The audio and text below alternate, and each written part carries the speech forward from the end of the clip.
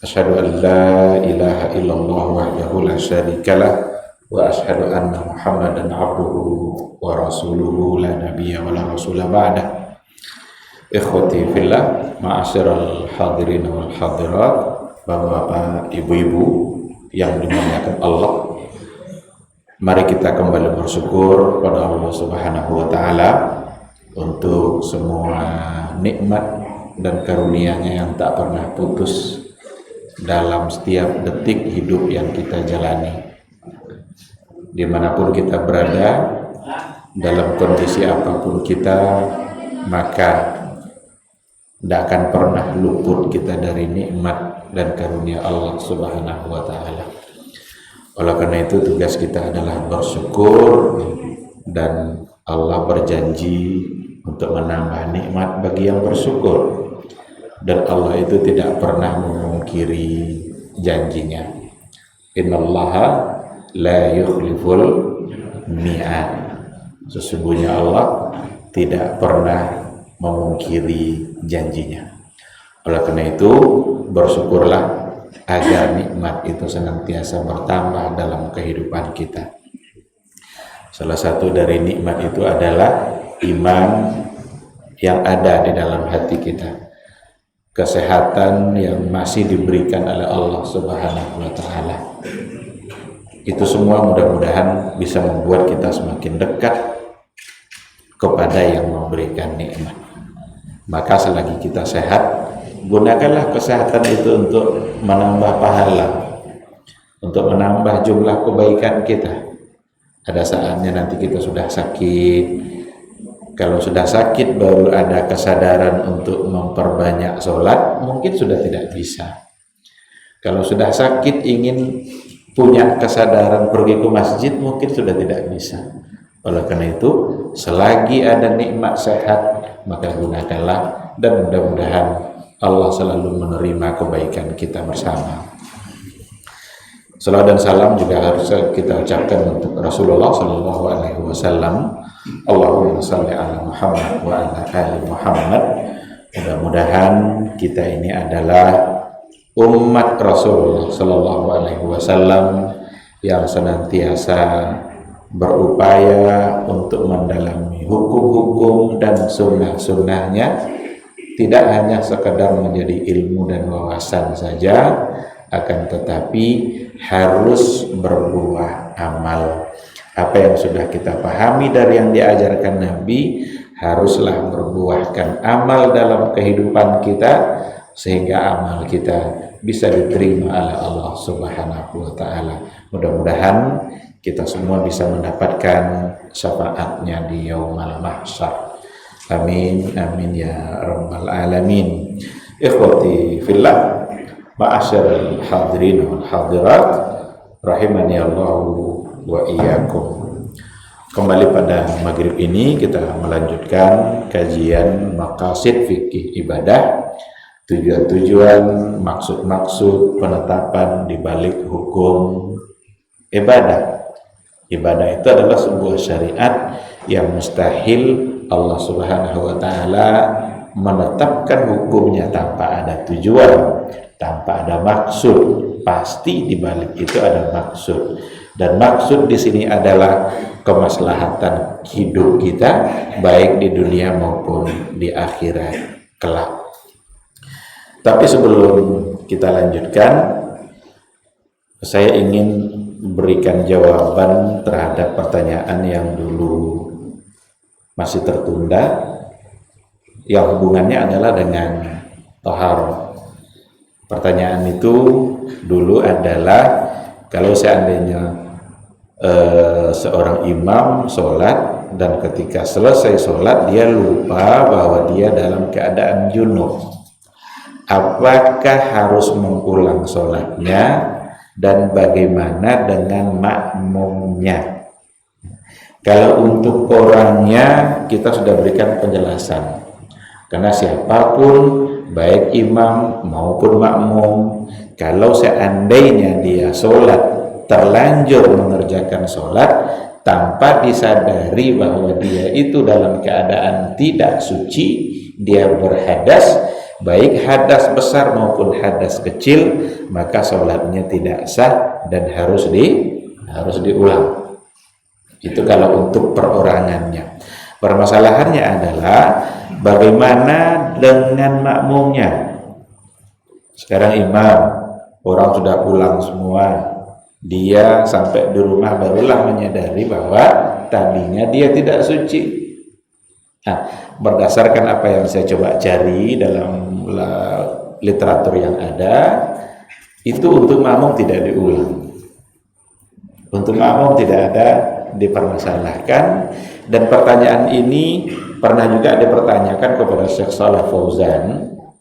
Pernah juga pertanyaan yang sama diajukan kepada beliau, dan beliau ketika itu menjawab, untuk imam yang menyadari bahwa dia ternyata tidak suci, maka dia wajib mengulang sholatnya karena sholatnya tidak sah sebab dia tidak suci.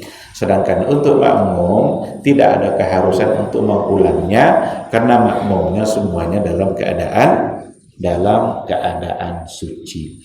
Itu sebagai jawaban dari apa yang dulu pernah ditanyakan, dan setelah saya coba cari, begitulah yang dapat saya simpulkan dari apa yang saya baca. Nah, oleh karena itu makmum tidak. Lagi pula kalau seandainya dibebankan makmum harus mengulang, jangan-jangan si imam tak tahu siapa makmum yang ada di belakangnya, atau jangan-jangan ada orang yang tiba-tiba mampir saja dia, karena waktu sholat masuk dia mampir ke masjid itu, dia pergi, tidak pernah datang lagi ke masjid itu. Bagaimana cara memberitahukan orang yang seperti ini? Tidak mungkin. Nah, oleh karena itu tidak mungkin dibebankan hal-hal yang sulit bagi imam, karena nanti kalau tidak, berarti diminta imam menyampaikan dan mencari semua makmum yang ada di belakang dia. Nah, itu mudah-mudahan dapat dipahami insyaallah. Baik, ikhwati fillah, ma'asyiral hadirin wal hadirat rahimanallahu wa iyyakum. Dulu kita sudah masuk pada maqasidut taharah, apa maqasid tujuan syariat yang ada di balik ibadah taharah. Taharah itu kita sudah paham, maksudnya adalah bersuci baik dari hadas maupun dari najis. Hadas, ada hadas besar dan ada hadas kecil. Taharah itu bisa dilakukan dengan beberapa cara. Ada namanya wudu, ada namanya mandi, dan ada namanya tayammum. Itu beberapa bentuk taharah yang hubungannya dengan hadas. Tapi kalau taharah yang hubungannya nanti dengan najis, maka caranya adalah dengan mengangkat najis itu, membersihkannya. Yang paling tepat cara membersihkan najis itu adalah dengan menggunakan air.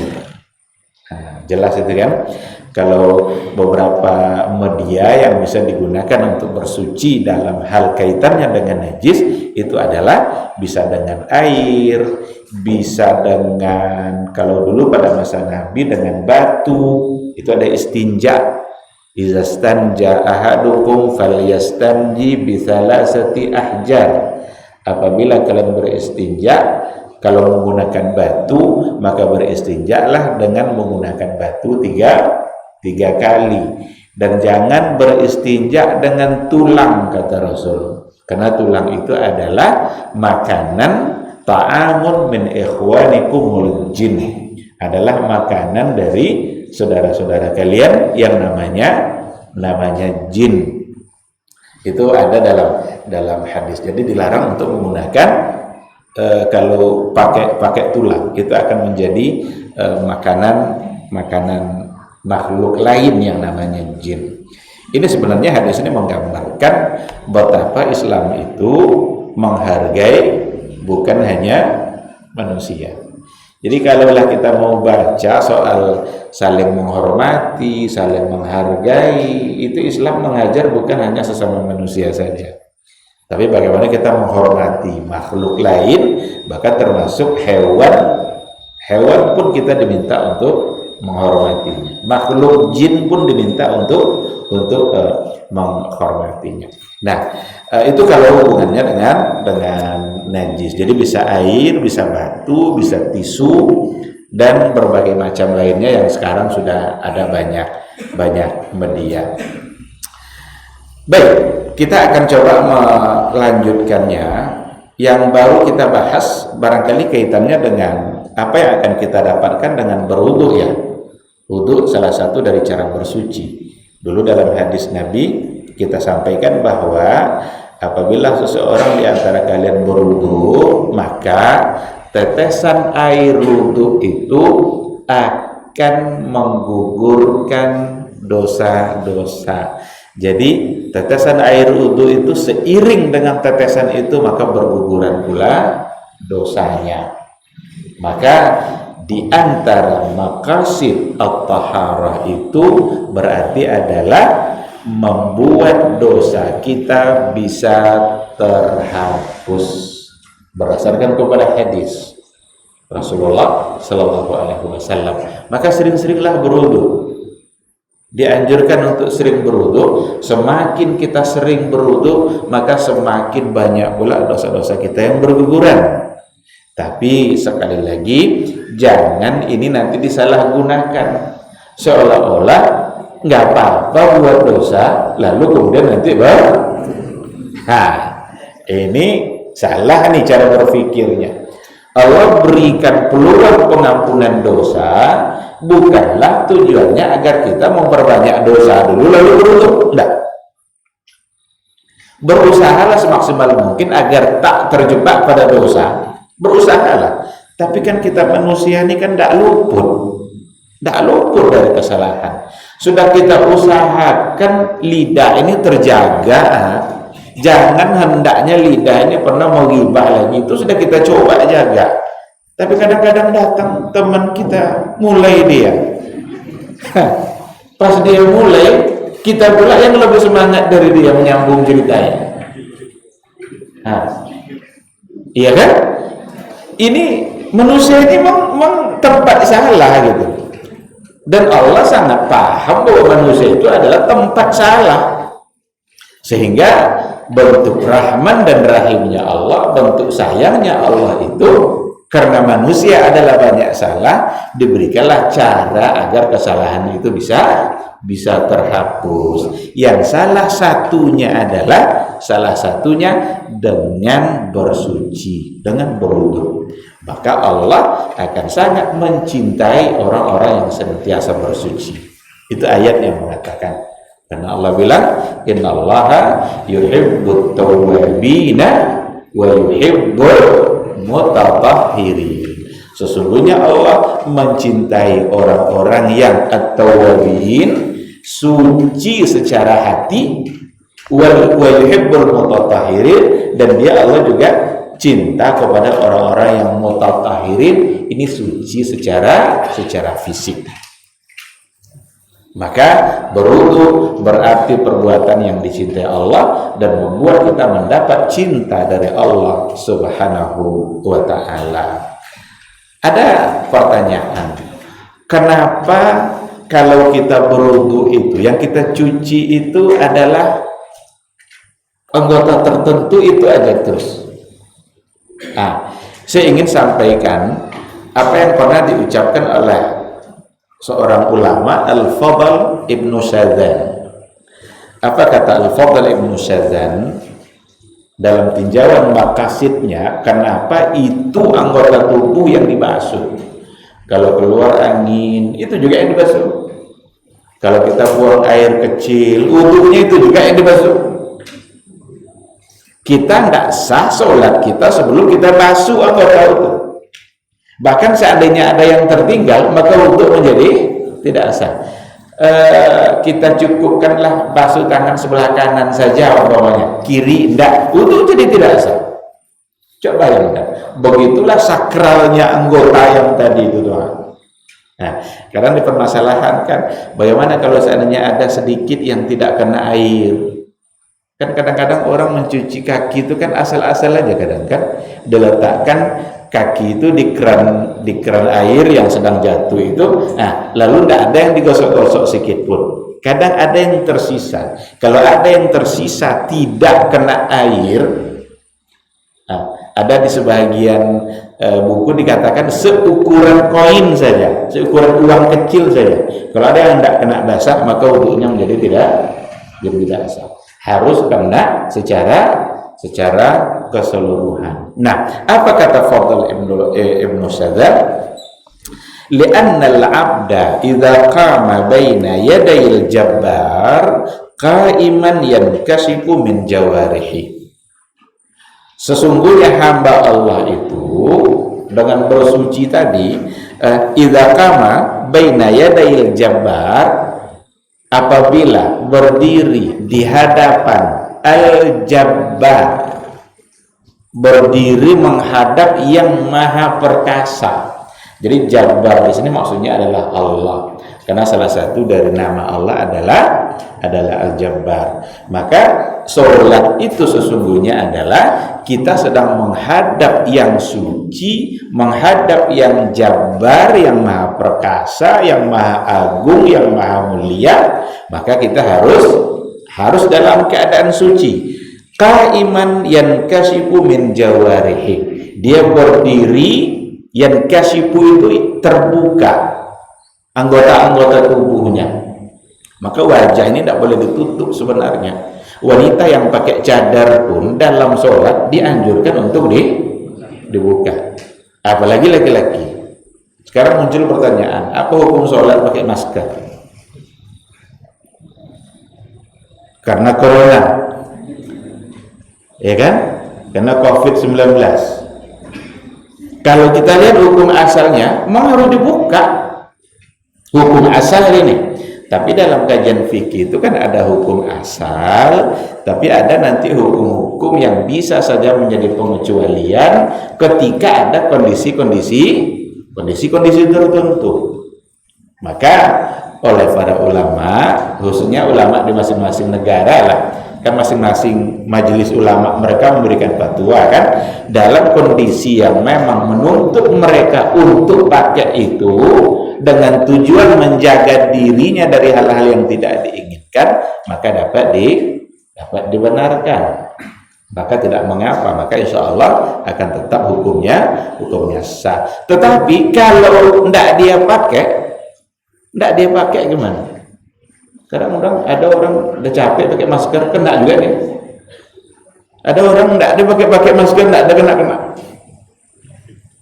Ya kan? Karena itu semua adalah kehendak dan takdir Allah. Maka kalau tujuannya untuk menjaga hal-hal yang sifatnya madarrah, kemudaratan, maka bisa dibenarkan. Alasan itu membuat hukum menjadi dikecualikan. Tapi sekarang alhamdulillah saya tengok di kita tidak ada lagi, khususnya di kita sekarang ini, di tempat kita ini tidak ada lagi corona covid itu, tidak ada lagi kayaknya, atau dianggap tidak ada. Mudah-mudahan memang benar-benar tidak ada lagi, dibebaskan kita oleh Allah Subhanahu wa taala dari berbagai musibah. Mudah-mudahan. Dan kemudian kata beliau, jadi wajah harus dibuka, maka perempuan yang dalam pakai cadar pun harus dibuka, kecuali dalam keadaan mereka sholat di tempat yang mungkin ada banyak fitnah, tidak tertutup, ruangannya terbuka gitu. Maka kalau ada yang ingin pakai cadar, maka tidak mengapa kalau dia tetap pakai cadar. Maka dulu Aisyah Ummul Mukminin saat dia tawaf dia buka, tutup mukanya itu dia buka. Tapi pas dia nanti melewati banyak laki-laki yang dikhawatirkan akan ada fitnah, maka dia kembali menutup mukanya.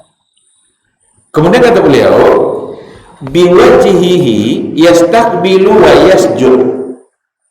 Nah, biwajhihi, dengan wajahnya yang berwudu tadi itu, yang bersuci membasuh wudunya itu, dengan wajahnya itu dia yastaqbil wa yasjud. Dia akan menghadap Allah dan sujud. Jadi kan sujud Kita sujud kepada siapa? Kepada Allah. Kemudian sholat juga menghadap kepada Allah. Biasanya kalau dibilang menghadap, apa biasanya jadi ukurannya? Wajah. Wajah itu yang jadi ukuran. Kalau ada orang menghadap gini tapi wajah gini kayaknya, menghadap enggak namanya itu? Tidak. Walaupun badannya seluruhnya, tapi ketika badannya dibelokkannya lalu dipandang gini, menghadap enggak tuh? Menghadap. Jadi ukurannya adalah wajah. Dan itu harus bersih. Maka dalam wudu itu yang pertama sekali yang dibasuh adalah wajah. Apa kata beliau lagi? Wa biyadihi yas'al wa yuraqib.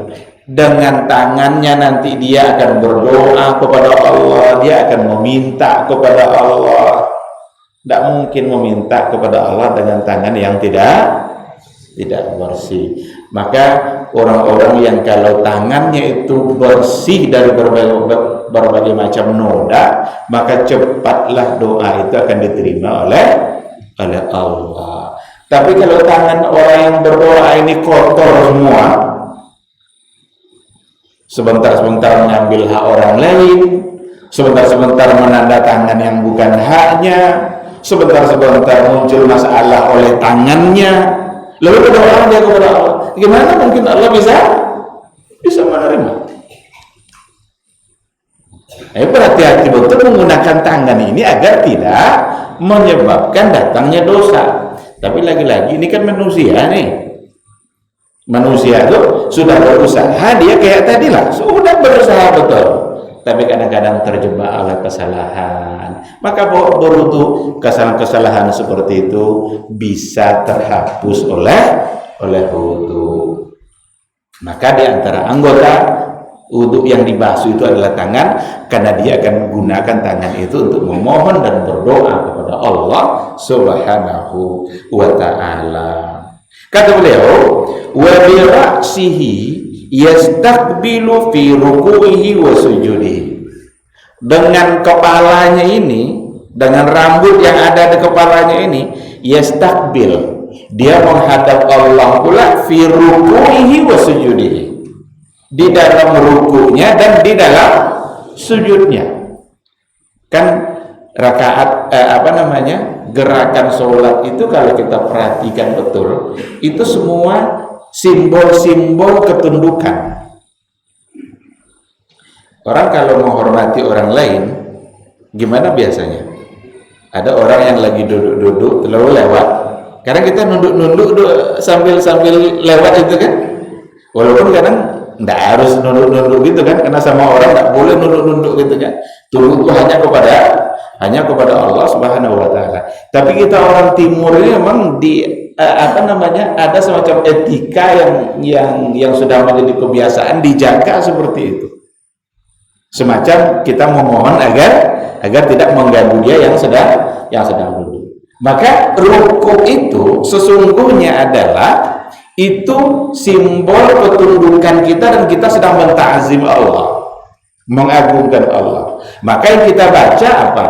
Subhana rabbiyal azim. Subhana rabbiyal azim. Maha suci Rabbku yang maha agung. Karena tunduk seperti itu sesungguhnya adalah ketundukan yang mengagungkan. Maka tidak boleh kita rukuk kepada manusia. Itu kalau kita lihat kebiasaan kerajaan-kerajaan pada masa dulu, asal menghadap rajanya mesti rukuk dulu. Kalau tidak rukuk bahaya. Berarti rukuk itu semacam penghormatan. Rukuk hanya kepada Allah. Nah, ketika rukuk yang kita hadapkan itu adalah kepala kita. Sehingga jadilah kepala ini bagian dari yang harus dibersihkan atau harus diusap pada saat kita berwudu. Ada yang mempertanyakan, kenapa untuk kepala tidak dibasuh? Muka kan basuh semua, sampai ada tetesan-tetesan air yang jatuh, mengalir hendaknya air itu. Jadi dibasuh dan ini ada kesalahpahaman, katanya harus berwudu dengan air yang mengalir. Ada yang salah paham. Jadi maksud air yang mengalir itu adalah mengalirkan air ke wajah kita. Karena kata ghuslu itu artinya adalah sayalanul ma. Sayalanul ma itu mengairi air, harus ada air yang mengalir. Berarti ada tetesan. Seandainya kita basahkan tangan kita ini, lalu kita usap-usap wajah kita, tidak boleh itu, karena tidak ghuslu namanya itu. Itu tidak membasuh namanya, karena tidak ada air yang mengalir. Jadi maksud harus berwudu air yang mengalir itu bukan harus di keran atau di sungai karena airnya mengalir. Bukan air yang mengalir itu maksudnya, tapi air itu yang harus yang kita alirkan ke wajah kita. Itu maksudnya. Jadi wudu itu sayalanul ma. Tangan juga seperti itu, harus dibasuh tangan itu. Ada air yang menetes. Tapi kenapa untuk kepala tidak ada?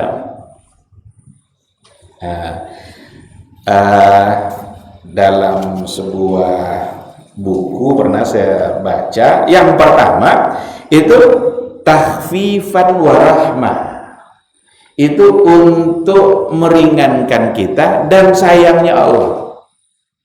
Kalaulah sempat kepala dibasuh seperti muka,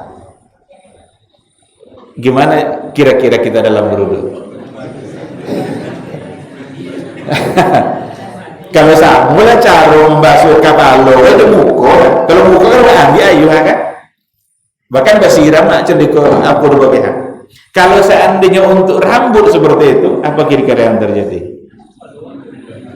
Mandi jadi kan? Jadi takhfifan wa rahmah, itu meringankan dan bentuk sayang Allah. Nah, yang kedua, rambut tidak banyak dosa, tidak sama aja matur.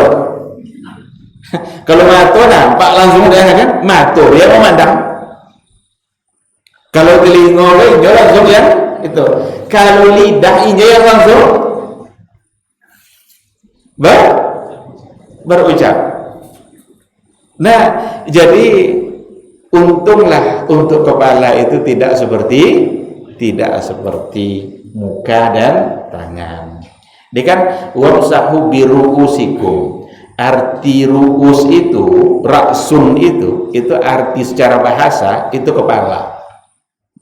Kalau rambut sya'run dalam bahasa Arabnya.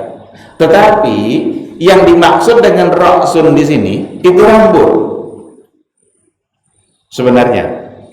Karena memang artinya adalah kepala, tapi maksudnya adalah apa yang ada di kepala. Nah, ternyata menggunakan bahasa raksun di sini agar mencakup untuk semua orang. Contohnya begini, kalau seandainya memang diartikan hanya rambut saja, bagaimana cara berwudu kalau orang yang botak? Aku ada sanksi. Bapak Jaro.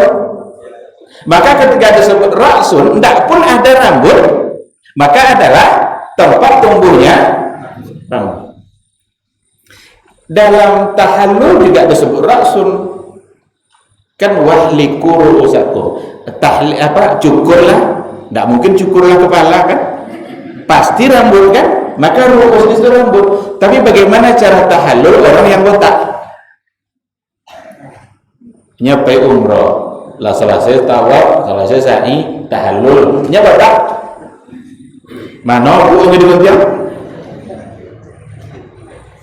Iya kan? Nah, kalau memang seperti itu, dia tinggal melewatkan pisau silet, lewatkan aja sedikit. Lewatnya harus begini, bukan begini. Kalau cendeko, innalillah, ya kan? Tapi dilewatkan sebagai tanda dia bertahalul. Nah, jadi balik kita ke ini. Wa birasihi yastaqbilu fi ruku'ihi wa sujudihi. Dengan rambutnya tadi dan dengan kepalanya dia menghadap Allah dalam ruku dan dalam sujudnya. Wa birijlaihi, dan dengan dua kakinya, kan yang terakhir dua kaki kan, wa birijlaihi, dan dengan dua kakinya yaqumu wa yaq'ud. Dia bisa berdiri tegak menghadap Allah, dan dia juga duduk. Ketika dia duduk salatnya itu di atas dan dengan menggunakan kakinya. Kalaulah kita tengok dari semua anggota wudhu tadi, itu semuanya adalah hal-hal yang punya fungsi masing-masing di dalam menghadap Allah pada saat dia mengerjakan ibadah yang namanya sholat. Maka apapun kesalahan hadasnya nanti, kalau dia hadas kecil, apakah karena buang angin atau dia buang air kecil, maka berwudunya tetap dengan membasuh seluruh anggota yang tadi itu. Nah, jadi ikhwati fillah, nampak oleh kita betapa memang hikmahnya Allah Subhanahu wa taala dengan syariat yang sudah Dia atur. Kalau untuk mandi, karena ada wudhu, ada mandi. Mandi itu sebagai mengangkat hadas besar, membasuh seluruh anggota badannya, bukan anggota wudhu, seluruh tubuh dia, mulai dari ujung rambut sampai ujung kaki. Ini tujuan pertamanya sama, karena dia akan menghadap Allah Subhanahu wa taala, dan dia harus menghadapnya dalam keadaan suci. Dan karena dia hadasnya hadas besar, maka dia wajib mandi. Tak cukup hanya dengan berwudu saja. Kenapa harus membasuh seluruh tubuh?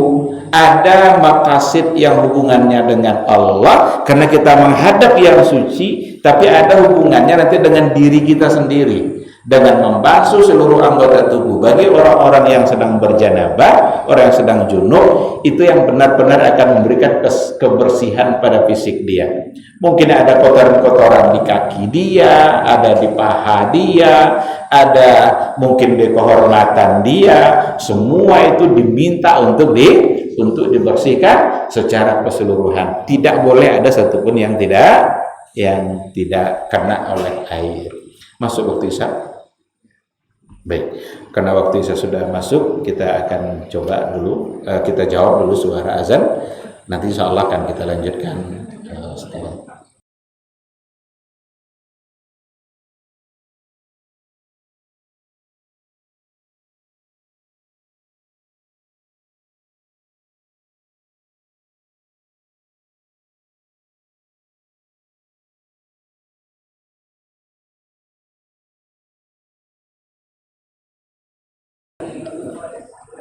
Biar nanti tidak pula kita mengumandangkannya sebelum masuk, karena azan itu kan artinya adalah al-i'lam.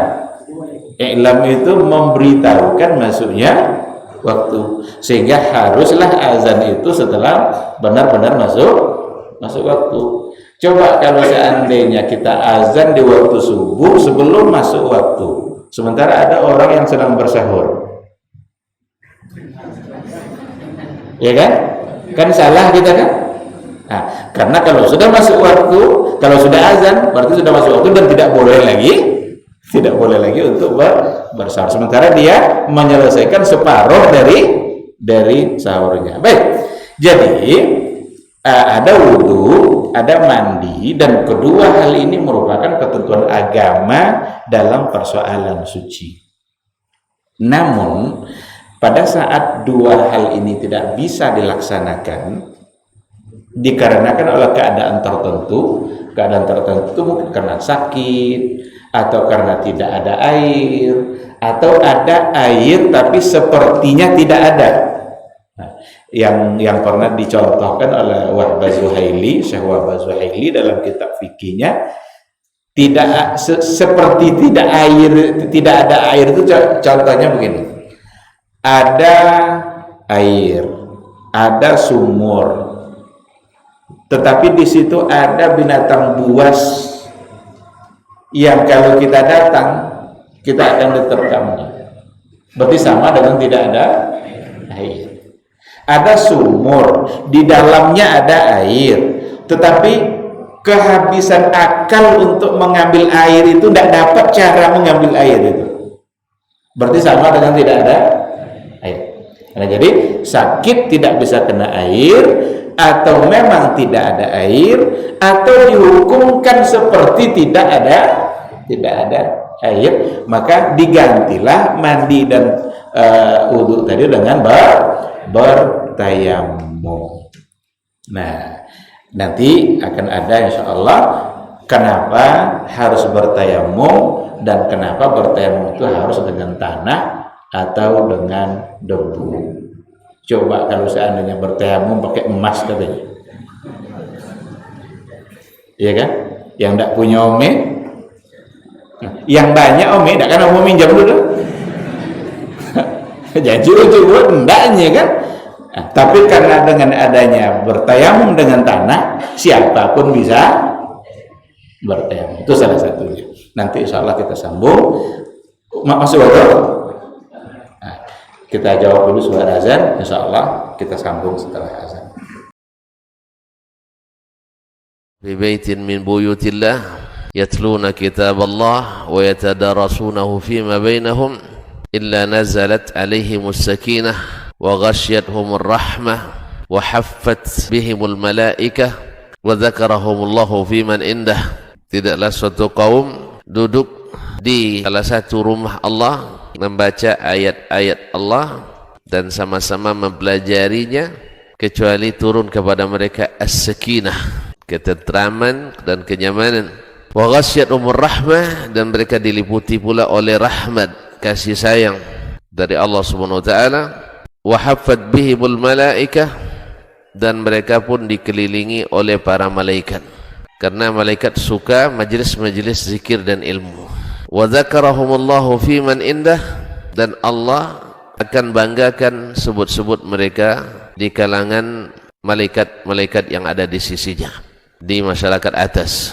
Mudah-mudahan kita termasuk yang sering disebut-sebut di sisi Allah di kalangan para malaikat, dan di akhir majlis ini mudah-mudahan kita pula mendapatkan seperti yang tersebut dalam hadis qudsi, qumu maghfuran lakum, silahkan berangkat meninggalkan majlis ini dalam keadaan diampuni dosa-dosa kalian.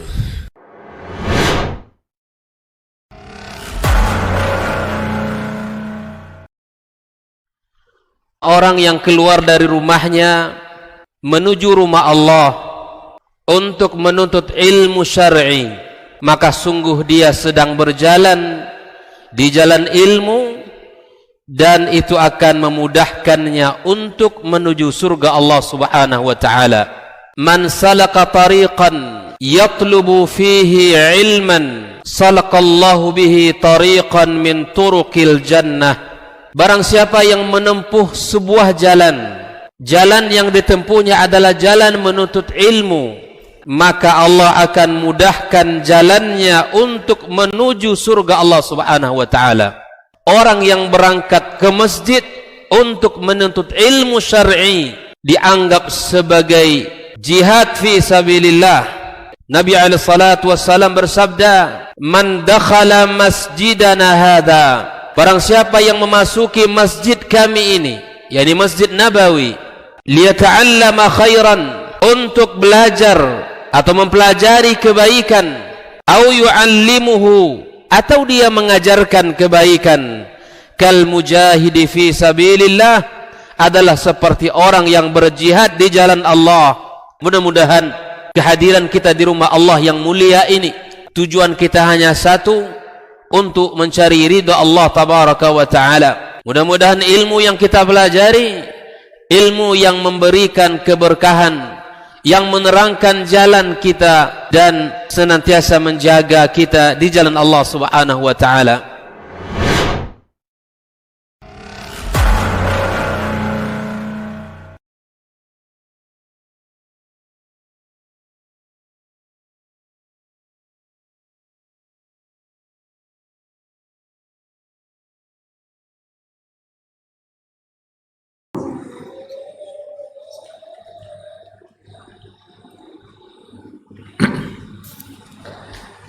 Bismillahirrahmanirrahim. Alhamdulillah, wassalatu wassalamu ala Rasulillah wa ala alihi wa sahbihi wa mawala. Ikhwati fillah, ma'asyiral hadirin wal hadirat, rahimani Allahu wa iyyakum. Tadi sudah kita katakan bahwa apabila dua hal tadi tidak bisa dilakukan, wudu dengan mandi, maka sebagai gantinya adalah dengan bertayamum. Fatayammamu sa'idan tayyiban, maka bertayamumlah dengan menggunakan tanah yang suci, atau kita sering mengartikannya debu yang suci.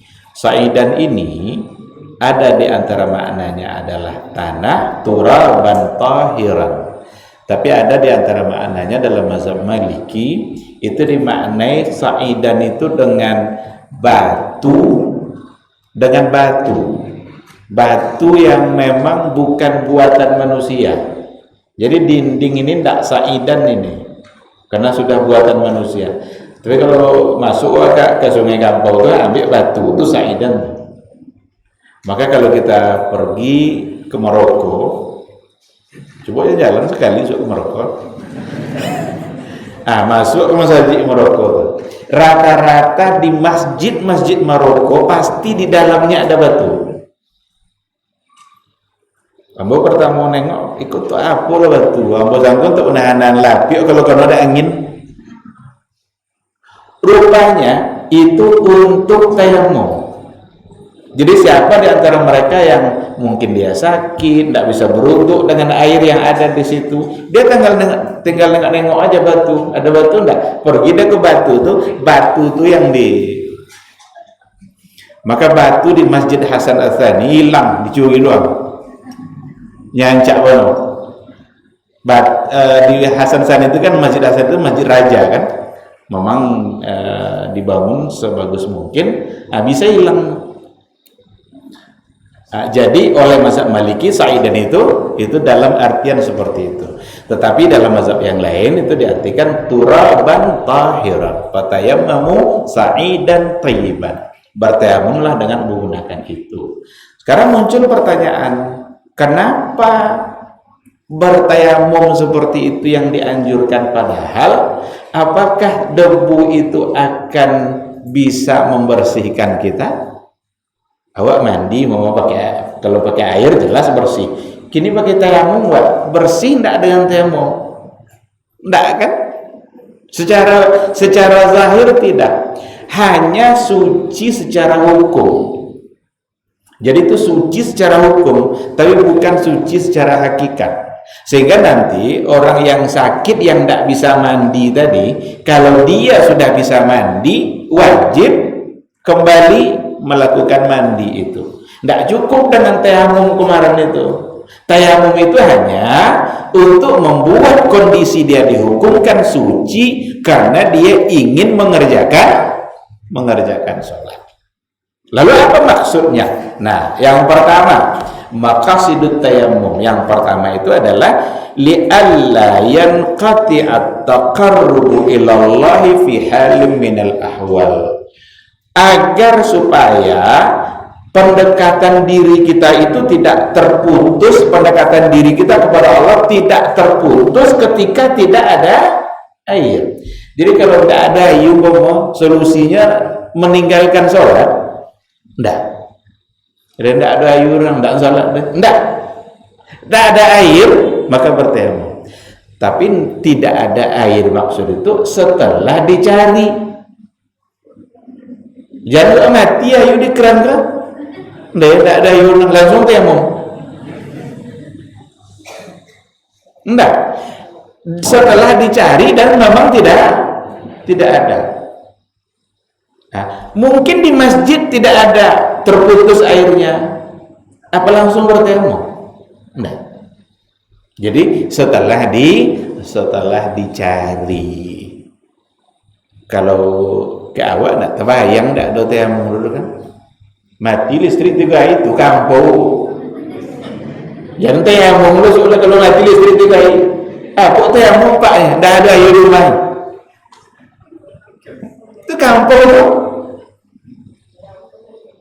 Nah, jadi maka ketika diturunkan Islam itu di Arab, sempurna semua contoh itu. Kalau sampai di awal mungkin turun syariat pertama orang tidak rapi mau ambil contoh orang tidak ada air, tidak ada hujan, seminggu paling lamanya sudah tutur, lihat kan. Kalau di Arab tuh bisa-bisa setahun itu hujan kadang 3 kali, 4 kali. Nah, jadi ketika dibahas persoalan tayamum, nampak oleh kita tidak ada air. Dulu memang sebetulnya di padang pasir itu seringkali tidak ada air atau kehabisan air. Nah, agar ketaatan kita kepada Allah tidak terputus hanya disebabkan oleh tidak ada air. Tidak pun ada air, oke, ini solusinya oleh Allah. Silahkan kalian bertayamum, ambil debu yang suci sehingga kalian dihukumkan suci.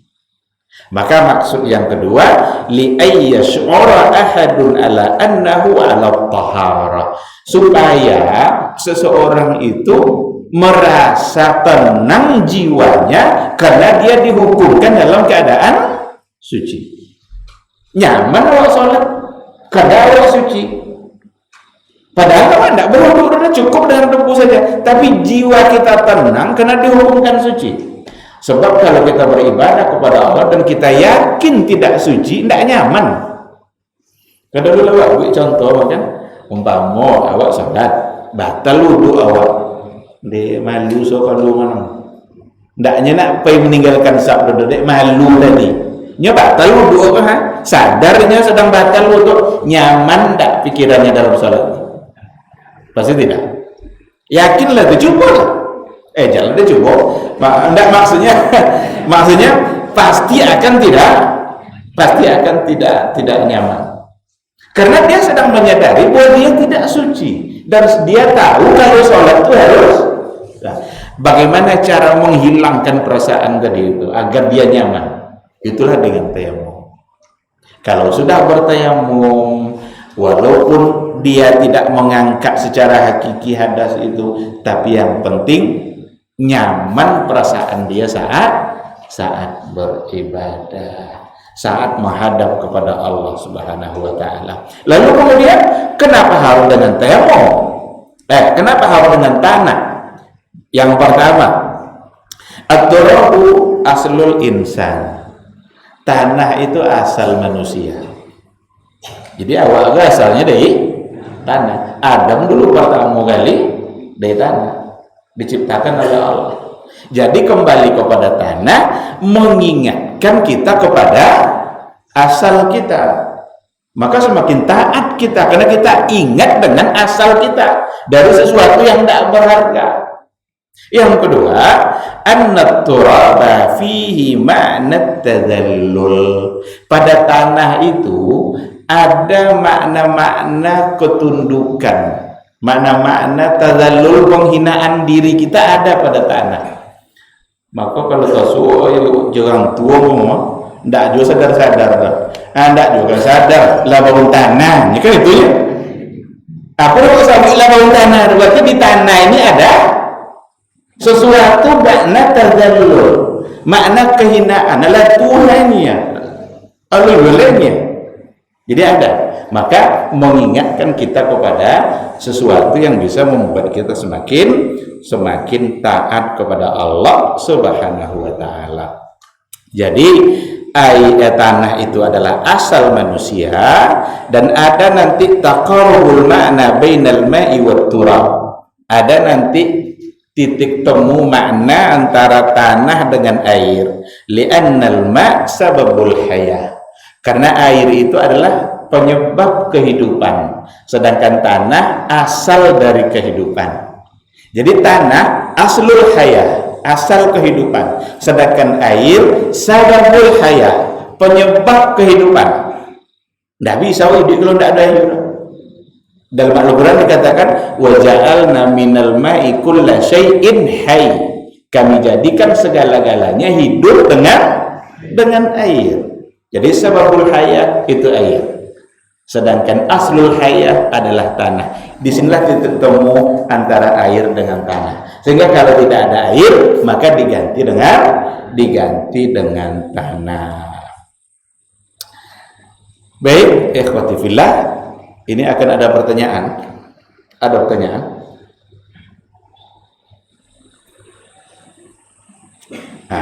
Kalau enggak, kita lanjutkan sedikit.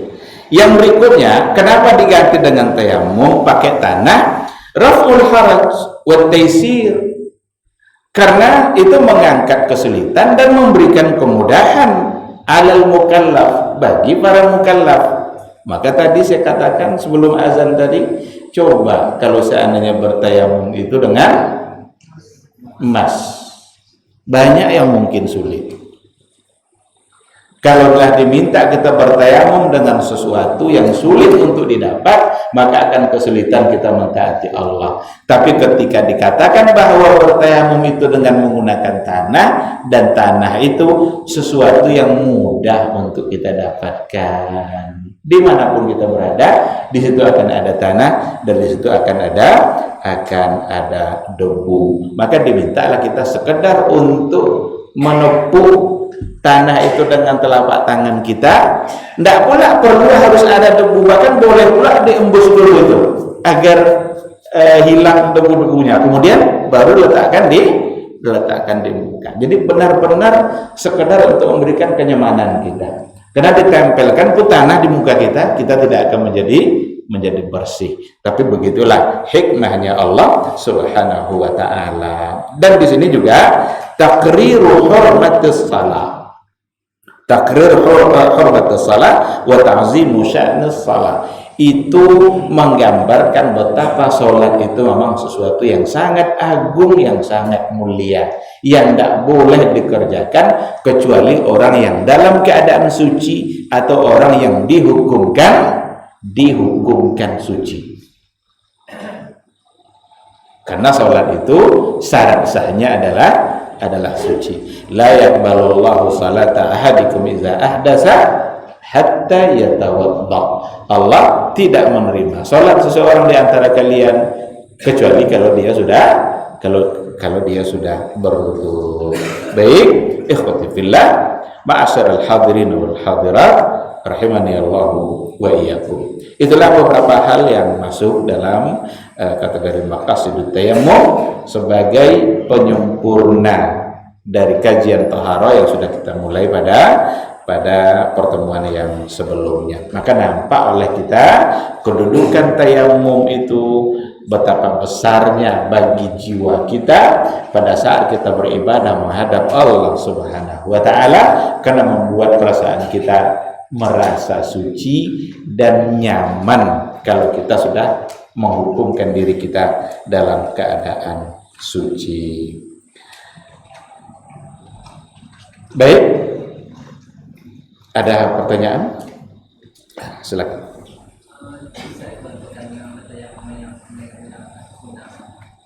Bertayamum? Iya, seperti apa bertayamum diajarkan oleh Rasulullah Sallallahu Alaihi Wasallam. Itu ada di antaranya ada pada riwayat ketika Rasul mengajar Ammar ibn Yasir bertayamum. Karena sebelum itu Ammar ibn Yasir itu dalam keadaan junub, cuma dia tidak bisa mandi. Ammar ini mengira kalau seandainya tayamum sebagai ganti mandi kan membasahi seluruh tubuh. Sekarang gantinya tayamum. Dikira oleh Ammar ini tayamumnya juga dengan guling-guling di pasir. Guling-gulinglah dia di pasir itu sebagai tayamumnya. Disampaikan itu kepada Nabi.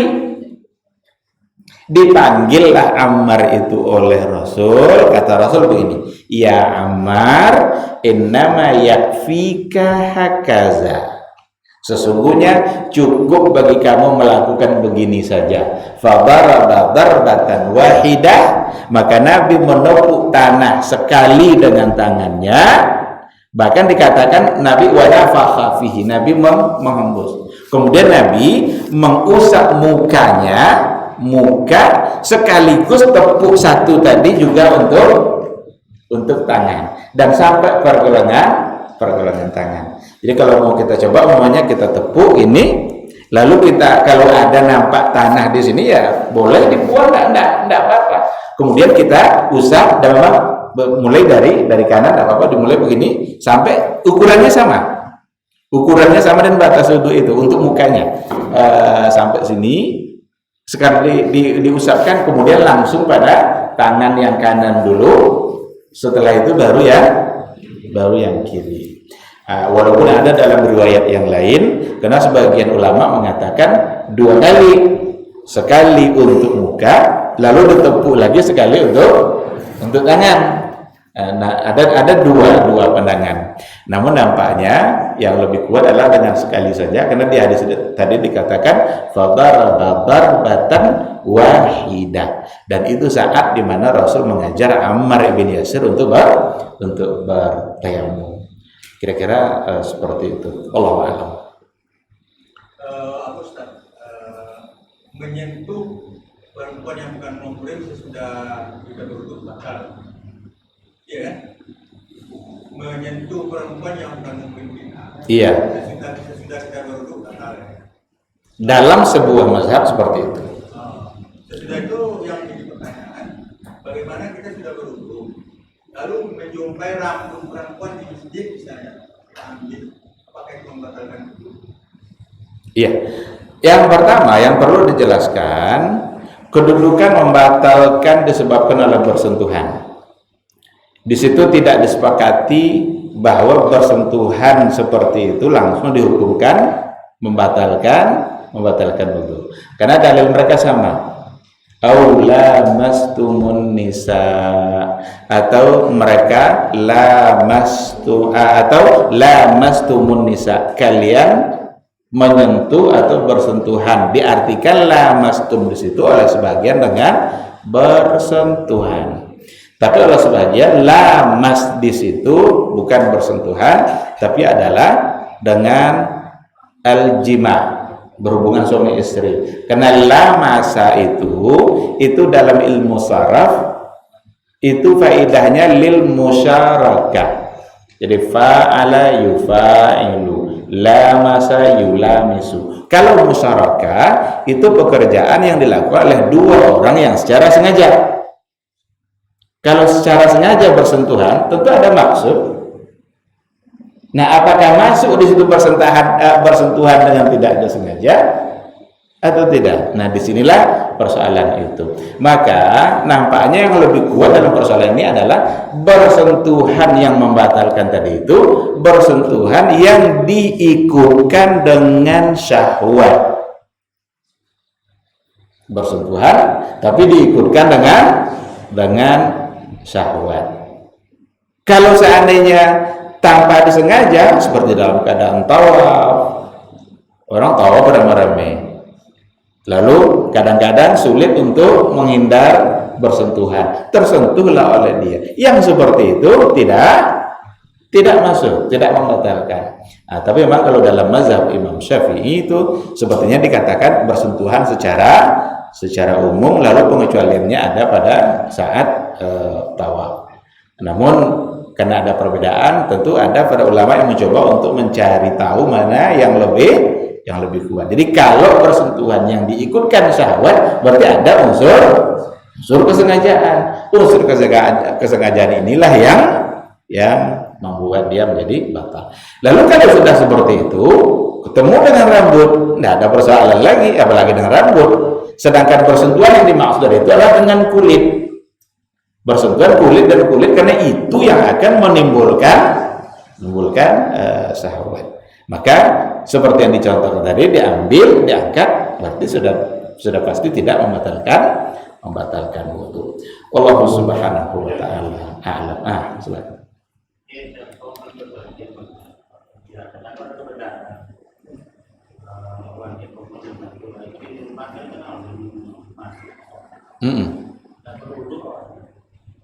Kalau dengan perjalanan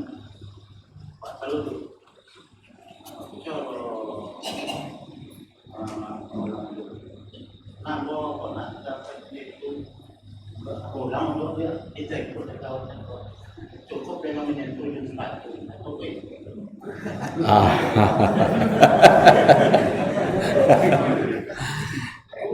Jadi cukup dengan menyentuh.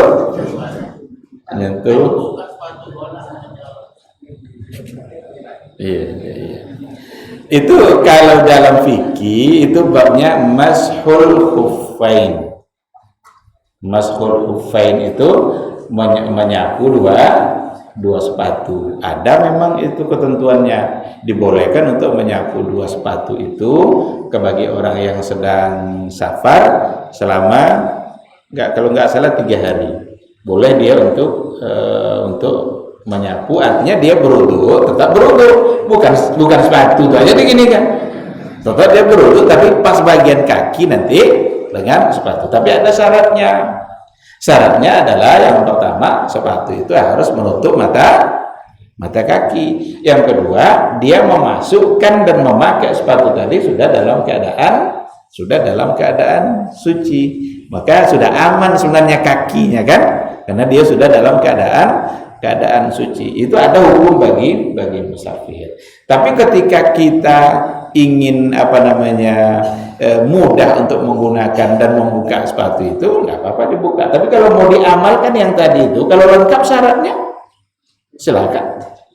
Kalau memang ketentuan tadi ada pada kita, sepatu yang menutup mata kaki, kemudian dimasukkan sudah dalam keadaan bersih, basuh muka, tangan, rambut, lalu usap sepatu. Itu ada babnya dalam kajian fikih. Cuma kita jarang untuk mengamalkan karena nanti kita akan sholat buka sepatu, berarti tidak bisa.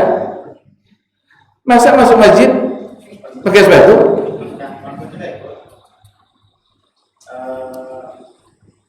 Berurutan itu 4. Jadi untuk mengulang dia dari cium sepatu itu sepatu tetap buka dan tadi tidak matang setelah bisa sepatu. Ya dulu itu batal. Pertama dalam perjalanan menuju ke Batal. Nah, dengan batalnya wudu itu berarti dia wajib berwudu lagi. Itu yang pertama harus dipahami. Lalu kemudian ada sepatu. Dia tidak berwudu kalau cuma sepatu aja beginian. Itu tidak bisa. Menegur itu salah. Apalagi kalau dibuka aja sepatu itu kan. Yang usap sepatu tadi itu dia sholat dengan menggunakan sepatu itu, maka dia tidak perlu buka lagi. Tapi kalau dia usap sepatu itu, buka sepatu sudah tuh, tidak bisa. Nyekat buka aja rumahnya. Ya. Jadi kalau seperti tadi udah pasti salah itu arahannya itu. Yang jelas kalau itu batal maka berarti wajib diulang itu. Ulanglah itu dari awal, muka, tangan. Cuma pas nanti karena kita sudah musafir, kita pakai sepatu, ada memang babnya. Babnya adalah mashul khuffain, bab mengusap dua sepatu. Tapi sepatu setelah diusap tidak dibuka, dipakai dalam sholat. Bisa seperti itu. Itu kayak seperti orang pakai khuf itu kan, khuf itu khuf itu bukan. Itu kayak orang dalam berperang itu kan. Dulu Nabi sholat pakai sandal kan biasa kan. Cuma di kita sekarang tidak mungkin lagi untuk mengamalkan sunnah sholat pakai sandal. Gitu wallahu a'lam. Ada lagi? Silakan.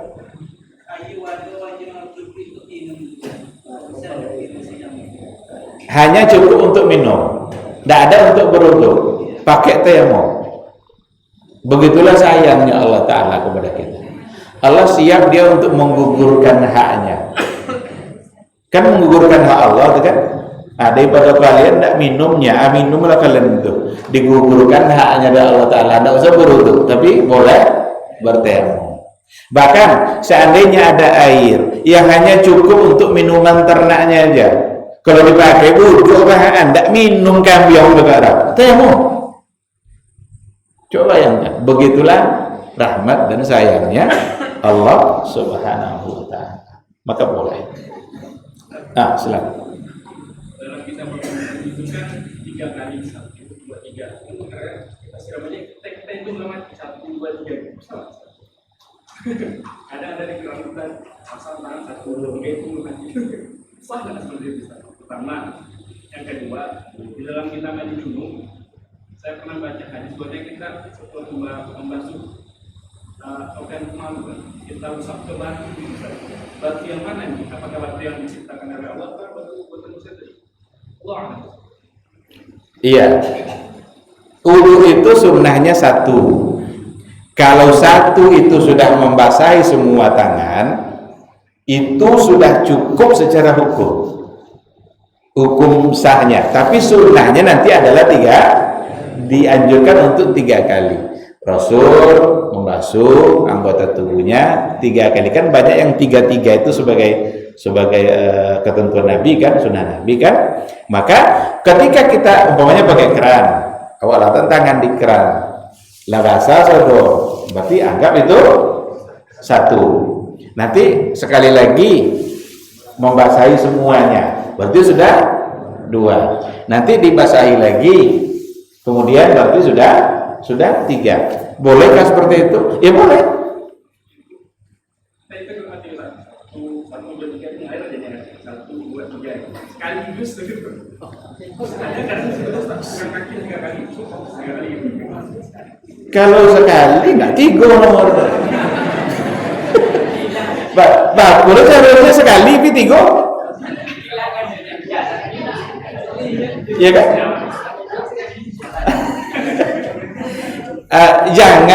Jangan mempersulit diri dalam ibadah.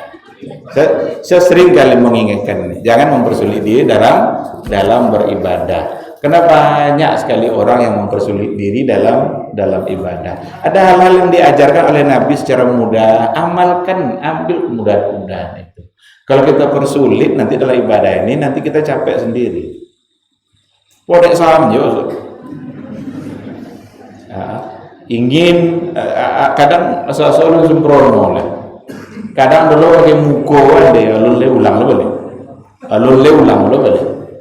Sama dengan takbir sholat sekarang nih. Kalau dia masuk niat dulu kan. Ada ulang-ulang tuh. Itu mempersulit diri. Padahal ketika di hatinya sudah ada, dia tegak. Sekarang ada imam, kita mau sholat isya nih. Tidak mungkin Pak tegak kan untuk sholat subuh kan? Pasti isya. Kita tegak di situ, hati kita mengatakan saya akan sholat isya, itu udah cukup. Kok kadang bata-bata, lo bagaimana? Menghadap kiblat, ya menghadap kiblat. Imamnya besar, imam itu bagaimana? Terlepas kesalahan imam apa ya? Itu namanya mempersulit diri. Niat itu mahallu al-qalb. Niat itu tempatnya adalah hati. Dan begitu mudah Rasul mengajar para sahabat dalam persoalan niat. Nah, makanya tadi itu tidak pula sibuk-sibuk kita ada atau kan? Basuh kan kita bisa memperkirakan itu kan dalam basuhan kita. Kalau saya ambil gayung, ambil air, dianjurkan untuk tadlik itu menggosok-gosok. Itu ada analisa akupuntur, ahli akupuntur katanya orang berwudu kalau dia gosok-gosok tangan anggota wudunya itu sehat. Akupuntur kan tuh gojo. Itu katanya bisa memberikan kesehatan. Maka ibadah wudu itu akan memberikan kesehatan kepada, walaupun Nabi tidak pernah masalah kesehatan itu kan, tetapi dia menganjurkan untuk melakukan itu.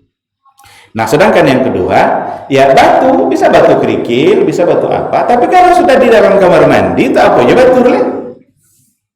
Karena sudah ada air. Kalau sudah ada air, tidak akan ada yang bisa membersihkan sesuatu melebihi air. Jadi ganti lo jadi tisu atau apa segala macam, tuang barat diganti jadi tisu deh. Padahal air pasti akan lebih membersihkan. Wallahu subhanahu wa ta'ala alam. Adalah membasuh dengan maksudnya istinja tadi.